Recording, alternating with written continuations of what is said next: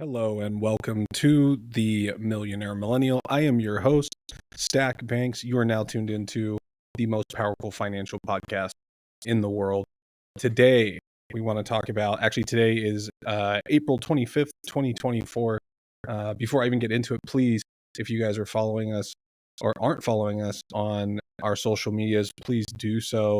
The Millionaire Millennial podcast on Instagram, link trees up there have links to all of our different social medias where you can find us: Spotify, Pandora, Google Cast, Apple Podcasts, YouTube, all the above.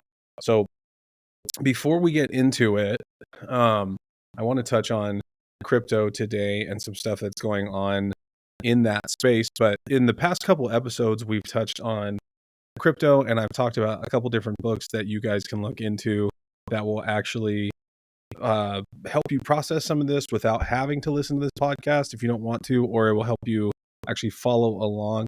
It's some of the reading material that I've read that's informed me. So number one, if you just want to get a basic introduction and understanding, of blockchain and specifically Bitcoin, crypto, all those things, I would recommend, it's a fairly lengthy read, but this book right here, it's called Mastering Blockchain. It's by Imran Bashar, or Bashir. If he's watching, please excuse me for not pronouncing that correctly. But this book is great. It's about 600 pages. It's not an easy read. It can be dry and technical at times, but sometimes, if you really want to become an expert on something, that's what it takes. Is really just reading the text by the people that are involved in this space. But he mentions a couple other books within that book itself that you can look into, and where he gets the majority of his information that put that together. But that's a great read. Like I said, it is a little bit dry and technical at times, but not always. It's fairly interesting stuff. And then also most of you guys will be familiar with this book series, the For Dummies series, but blockchain data analytics. So this is for you, those of you who are a little bit more familiar on the subject, and you want to look into basically discovering how blockchains are disrupting the world and the models that classify and predict and how they analyze the data. And for those of you who are entrepreneurs or CEOs or whatever, this is a great read too, because it allows you to look into the analytical models to help maybe potentially solve business problems. So that's just a little bit of that. I'm not paid by these guys. I'm not shilling these books. I don't get like a seller's recommendation or a discount or whatever. I got them from my library, but they're invaluable stuff. I have other books I will recommend as the episodes go on on differing subjects. But today I wanted to talk about the crypto space and what's going on with it. Today is I don't know if I said this already or not, but April 25th, 2024, and I wanted to talk about Binance. Now, as history goes on, a lot of you probably will not remember this person. He will probably go the way of Sam Bankman-Fried, the FTX founder, I believe, in my personal opinion. But it's something that I believe now that it's happening, and because they've happened in such close proximity to each other, we should take a moment and talk about some of the takeaways. So number one, let me educate you guys if you don't know on what's going on. So I'm going to read you an article from The Block, which is one of my favorite digital newsletters. So U.S. prosecutors are seeking 36 months of imprisonment for Changpeng Zhao, founder and former chief executive of Binance, according to a Tuesday filing. So a lot of you may know this guy as CZ. That's what he's commonly referred to. His name is hard to pronounce, but CZ of Binance. He's the CEO, or was the CEO of Binance. So, quote, Zhao's willful violation of U.S. law was no accident or oversight, the Department of Justice said in the filing. Quote, he made a business decision that violating U.S. law was the best way to attract users, build his company, and line his pockets. The United States recommends that the court impose an above-guideline sentence of 36 months of imprisonment, the Department of Justice added. So, in case some of you don't know, Binance is the largest by volume crypto exchange in the world. Okay. CZ was the co-founder and CEO of this company. And the Department of Justice alleged, and he has pled guilty to charges alleging that he essentially operated an exchange that should be regulated by the Securities and Exchange Commission. That's, what Wall Street is guided by and oftentimes regulated by. Not saying they do it very well, but it is the body of trust that's supposed to do that. So the SEC had brought charges against him, basically saying that the DOJ had brought charges against him, saying that they were operating essentially an exchange commission or Securities Exchange Commission, an unregulated one. And one of the many things that they were doing beyond potentially financing terrorism and crime was through their lack of money laundering mechanisms, or KYC, know your customer mechanisms, that most lawful companies, or at least money exchanges, any company that's registered as a money exchange with SEC in the United States, is required to do. And essentially these things in order to grow the company and line its pockets. So the United States wants more than 36 months of imprisonment. It's about 3 years. Federal guidelines, I think you do about 85% of the time. So he'd probably do a little bit less than 3 years, or a little bit more than 3 years is what prosecutors are wanting for him. Now, his defense counsel had responded to the Department of Justice recommendation soon after its filing with its own sentencing memo, and they had requested the court to sentence him to probation. And they had said, quote, Mr. Zhao has paid massive fines. He directed the company to plead guilty before this court and to resolve related civil charges with 3 federal agencies, and these factors strongly favor leniency. So in November, Zhao had pled guilty in the U.S. to anti-money laundering and sanctions violations and had agreed to pay a $50 million fine. And then he also stepped down from his chief executive post, and Binance agreed to pay $4.3 billion in one of the largest corporate settlements in history. And Zhao's sentencing is actually 5 days from now, on April 30th. The former CEO, CZ, remains free on bail after securing his release with a $175 million bond. A judge had previously denied his request to travel to Dubai, and Binance has now appointed Richard Teng as its new CEO after Zhao's departure. Some of you might wonder, what's the big deal? So, or why is this newsworthy? Who is this guy? What's going on? How is this going to affect crypto, the crypto markets, all that, right? So long-term effects, I cannot speak to, but I think it's something that we need to talk about today, because FTX, essentially what appears to me to be the same thing, in that you have people who are shilling themselves as founders, right, of an exchange or whatever the case may be. They're operating in the crypto space, which is essentially a regulatory wasteland, right? There you have only so much oversight and reach by the SEC or regulating bodies and Department of Justice, all these things, to do much about what's going on in the space, because it's so new. So much of it, a lot of it is really the definition of what a securities is. There's no body outside of the SEC that's meant to regulate cryptocurrencies, because they didn't exist back when the SEC was first founded and its mission was first set in place. So, not to get too far off into the weeds, that's part of where I come into play, and those of you who follow me and follow Bankscoin might have an understanding of why compliance, this word compliance that I think you're going to hear more and more of in the crypto space, is such a big issue and so important.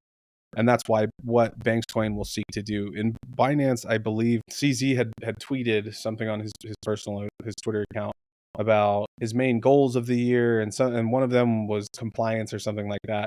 But as it turns out, and I don't know if I've got the reading material directly in front of me, but even after this, there have been allegations allegedly by DOJ that there's commingling of funds, that there's mishandling of funds, things that CZ had essentially said that he's proud to say isn't happening or aren't happening with Binance.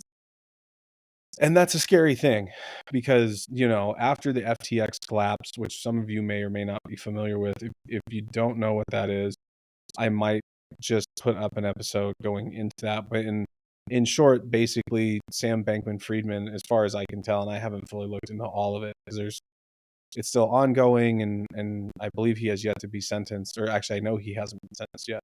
But there's a lot to unpack where you have these guys who are fraudsters, essentially, right? And crypto is such a wild west financial space, and you have people who are very lucky in that public opinion at a certain time swayed their way and put them in a position where people did trust them for a time, or did trust their platforms, and have put liquidity into them, right? And turn these people essentially into a billionaire. Even after all this, CZ is expected to walk away with something like a personal net worth of about 10 to 12 billion dollars, I believe. And when you look at really what he's done, I mean, to me, it seems very shrouded in this kind of professionalism and this face of, well, I really was doing the right thing, and maybe I was too eager to a little bit to do some of the wrong things. And I'm not trying to paint him as a bad guy, because it's something I've never talked to him before. I would love to have him on the podcast just so we could, because it's something that I think there's a lot to be learned from people like this, and picking their brain. And, I understand that he's more than likely going to have to go sit down and do some time, or even if he doesn't and he skirts that, I don't think he's someone that should be allowed back into the crypto space. And I think he already is making some type of play, because it just worries me, right? If you're someone who's done this before and you see how easy it is, and you perpetuate potentially a massive fraud, because we're still unpacking exactly what's going on with Binance. A year from now, it might be something that the exchange is shut down, and everyone who put liquidity into it or monies into it is defrauded, right? And there's no recourse for that. I don't know. And I don't necessarily want to speculate. I hope not. But it makes me wonder what's stopping these guys, right? And I think part of what needs to come about, and what my mission is with Bankscoin, is creating a true compliance pathway, right? And I don't think it's going to be done by a exchange, right, who is allowing crypto whales, or finding these crypto whales who are putting money onto their exchanges, and you become aware of the fact that potentially the monies that they're putting onto these exchanges are illicit or illegal, and then you contact them to say, hey, maybe you should think about being smarter about how you present this money or get it onto the exchange. I don't think those are the people who should be running the crypto space, and that's what essentially CZ had done. And I'm assuming probably a laundry list of a whole other bunch of stuff that we're barely scratching the surface of.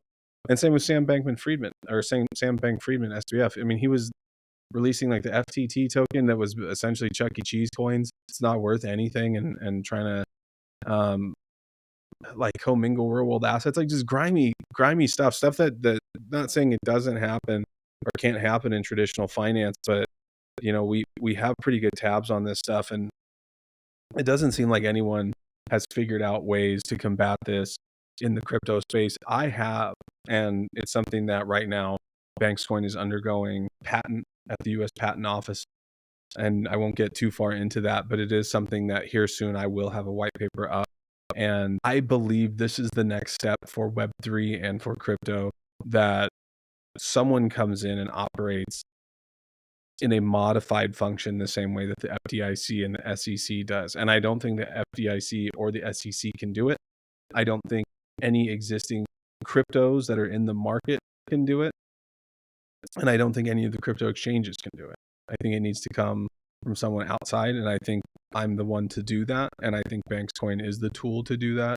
I think it's a tool of the ecosystem, within the ecosystem of Web3 and crypto, that will actually bring about compliance, and I believe will actually allow us to combat inflation on the United States dollar itself.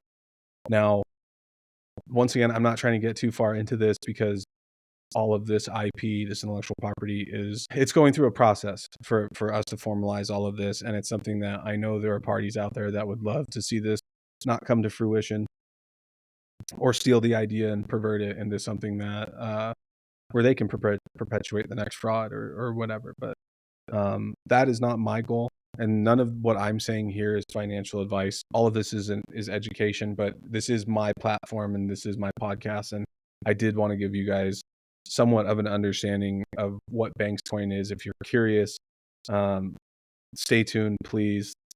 Latest news will be on this podcast. But just so you guys know, I would recommend, if you have monies or family or friends who have monies on the Binance platform, look into that. Be skeptical of them. I don't think it's a good idea to put any monies there. And you don't have to take my word for it. Those of you who are familiar with the show Shark Tank with Kevin O'Leary, Mr. Wonderful, there's tons of videos of him talking about it, how he would never put money into Binance just because of the amount of litigation that they're under.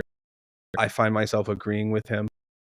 I think there's a lot of companies you guys need to be very skeptical of. Do your due diligence. Be aware of where you put your dollar and where you get your information from. And like I said, please do your own research on this stuff.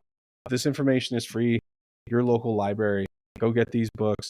Go get I have others, like I said, I'll be bringing up to you guys as time goes on, but don't rely on others necessarily to educate you on everything you need to know about these spaces if you're going to be investing in them, right? Investing in them. So that was just a quick update. I'm running a little bit long on that, but yes, please be skeptical of Binance. Binance.us, I don't even think is operated in the US anymore. I believe they were forced to shut down, but Binance is still operational around the globe, and it's something that I would caution my listeners, wherever you may be around the globe, to be very skeptical of them and what's going on and what stories are being told by the people who run that company and continue to run it, because it's something that the U.S. Department of Justice is not all reaching and all encompassing. And so some of this stuff, they can only do so much and are only willing to do so much because they have limited resources and their own agendas and things that they want to get into. And crypto at the moment might not be the biggest thing. So some of these companies might be getting some slaps on the wrist and then essentially allowed to push forward. And I don't see any reason or rationale of why they wouldn't keep doing what they've been doing in the past. So please be skeptical, do your own research. I'm sorry to those of you who, if you were looking for something that wasn't so crypto related or technically related in crypto today, that's what I have for you. As time goes on, like I said, we will get into personal finance and things like that, investing, entrepreneurship. We're going to be talking to a couple different CEOs. I feel comfortable releasing the names of a few of them. So one will be the hologram company. At least is what I'm hoping for. I forget his name off the top of my head. But he should be on the podcast here within the next couple of days. And then also Gary Cardone, and as well as Xcentral's founder, that's a social media cryptocurrency NFT platform. Seth Ramsey is the CEO and founder of that.